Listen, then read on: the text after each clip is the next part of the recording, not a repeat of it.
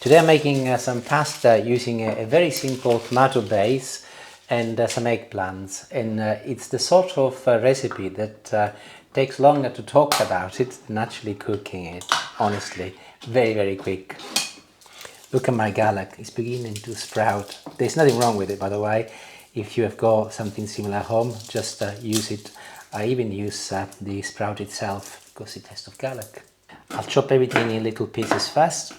If you're new to cooking, by the way, and you've never cooked pasta, this is an ideal recipe to start from, as it is so simple. And if you've been a little bit cagey, oh, Italian food, difficult to cook, it isn't. And I'm going to show you why that is. So a little olive oil at the bottom of a saucepan, about 1 dessertspoon. And whilst everything is cold, I'm going to add my couple of chopped cloves of garlic, including the sprouts. And I'll take it nice and easy so that you can follow me. Before I turn this on, I'm going to use some basil. If you've got a plant of basil like this, I'll just move this so you can see it better. Don't just merely pull leaves willy-nilly. Be careful, because actually a plant of basil can last a very long time. So the best thing to do is to go and find an area where there is a good amount of growth. Take for example this one here. And if you take a look here, can you see there are a couple of little leaves in here? Just go above the little leaves and remove that, and this will continue growing. Can you see, look, a couple of leaves, and that will enable the plant to grow and continue giving lots of more basil leaves. But of course, don't forget to wash them. So let's turn this on next. I'm going to ensure that I keep the temperature medium-low. That is because I want the garlic to gently release flavour without burning. The last thing you want is burnt garlic, because it can be really bitter. And here I've got a tin of cherry tomatoes. That is what I'll be using today because they're nice and sweet, but you can also use normal tomatoes. But they're a little bit more expensive, but in dishes like this, which are very simple, I think the quality of the tomato in terms of sweetness really matters. However, if you like, you can also use a normal tin of chopped tomatoes and add 1 level teaspoon of sugar. Now, if you look inside the can, I've got some residues of tomatoes left in there, and that is a waste. So I just pour a little water and I've added to it, and in it goes. Basil can go in now alongside the tomatoes, followed by some salt and pepper, quantities to taste. Now that my tomatoes are in, I can turn the temperature up, as I want this to reach the boil relatively quickly, and you can see that it's already beginning to bubble, which is perfect. So lid goes on, and I'll turn the temperature on medium-low once again, and I'll leave this to gently simmer for about 15 minutes. That is 1-5, by the way. It's a very quick meal. Eggplants are really popular in southern Italy, especially in Sicily. They are massive over there. If you find yourself to be visiting Sicily in the summer, you will see sometimes often lorries parked on the side of the road selling peppers and eggplants, and they are literally twice the size than this one, sometimes even bigger, and often they're round. But if you have never cooked with eggplants, let me show you. This is what they look like. Use a braid knife, because actually, although it's one of the most dangerous knives you can have in the kitchen because they're really sharp, if used properly, they're the safest for this job. And what I tend to do is to just go and cut the first slice like this and move it out of the way for a moment, and that will give me a nice little base. So then I'll turn my eggplant over there so that it's steady, and I'll go along and I'll cut some slices of roughly 1 centimeter in thickness, just like this. So that is stage number 1 done. Now I'm going to shallow fry them in a moment in a healthy way. So I want them to be cut in little soldier strips. So I'll go along and I'll do the same, approximately 1 centimeter. So this was easy. And I'll go along over here, and here I'll get hold of a few, and I'll go down with my braid knife. As you can see, it's very easy. Take your time, and there we go. I've got some beautiful little soldiers. So I'll finish this one, I'll do the second one, and then I'll show you how I cook them. Remember to remove the head, by the way. You don't want to cook that. I should add, by the way, that if you want to, you can chop them further in little cubes. Personal choices. Like this, they will absorb a little bit less of the oil, as obviously the surface is less, but you can do them in cubes if you like.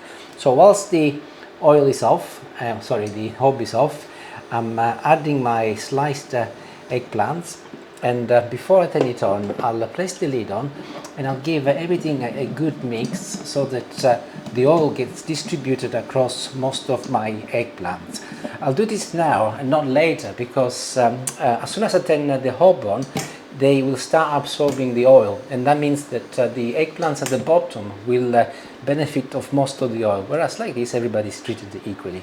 So here they go, no salt, no pepper at this stage. So I'll turn the hob on and I'll start on a high temperature first, and literally within 1 minute they will start sizzling. If I remove the lid and I'll place my mic next to them, you can hear them.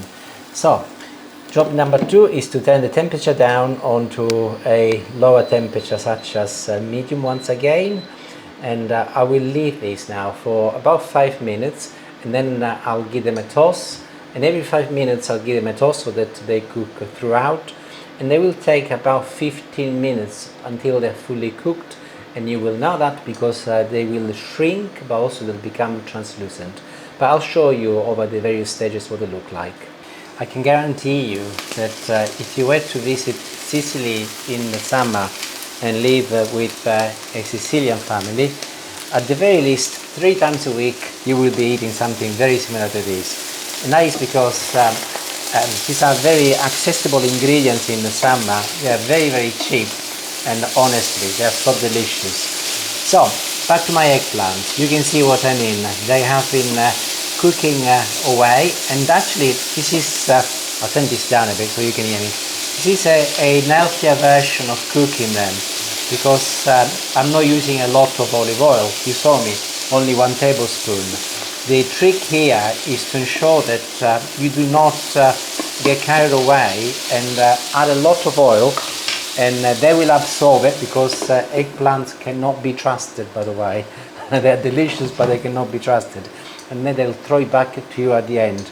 Whereas by placing the lid on, they will cook in their own steam, and they will still retain a lot of their flavour. So 5 minutes in, you just saw me toasting them. 5 minutes I'll do the same, but I'll see you in 10 minutes now, which will be 15 from the beginning. You can see what I mean. And I'm nearly there with the sauce. Let me show you. Bubbling away. So I'll turn it off actually, because it's done.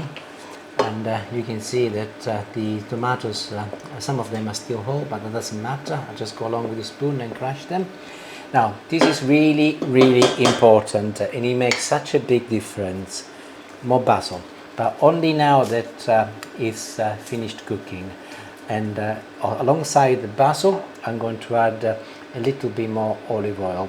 My hob is off, of course, so what happens now is a little bit of magic, because the basil will release flavour, the oil will release flavour. I'll place the lid on, and this will just do something amazing.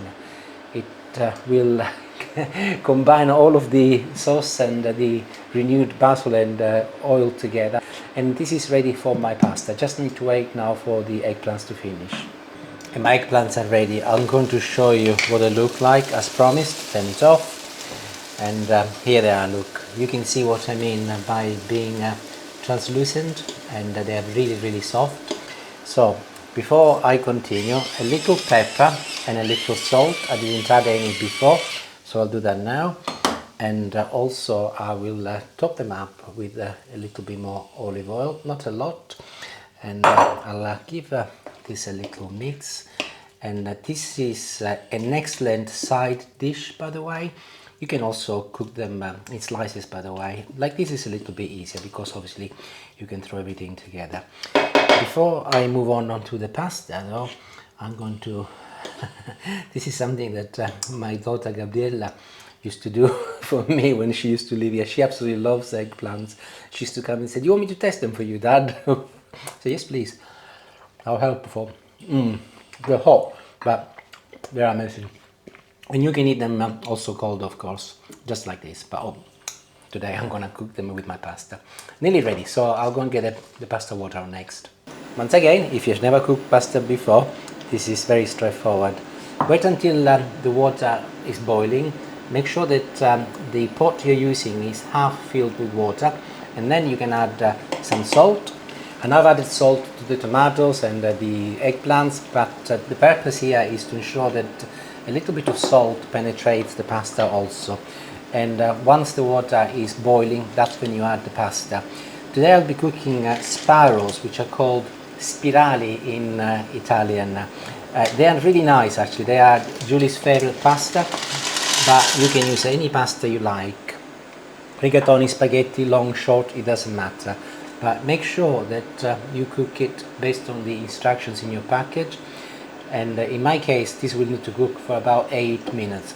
I'm going to cook it for 7 because I like mine al dente. Al dente means that it's got a little bite, but if you prefer, you can cook it for the full 8 minutes and it'll be soft throughout. So I'll leave it and I'll see you in about 7 minutes.